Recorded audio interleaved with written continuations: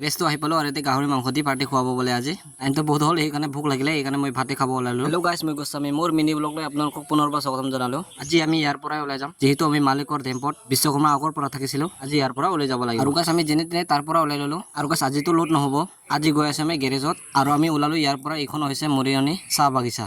চাহ বাগিচাখন ইমানে দীঘল আছে, মেইন ৰোড দি গ'লে আপোনাৰ প্ৰায় 4 কিলোমিটাৰ মান হ'ব। আৰু গাইছ আমি বৰ্তমান আহি পালো নিউ সোণোৱাল। গেৰেজখন ইয়াতে আছে বাৰু, গেৰেজখনটো আহি পালো আৰু টায়াৰ মেকানিকটো নাই। আৰু গাইছ গাড়ীখনো খালী আছে। এখন টায়াৰো আমাৰ চেঞ্জ কৰিব লাগিব, যিহেতু ইমান খাই আছে, আধাকে খাই যাই আছে, মানে আপ ডাউন হৈ আছে।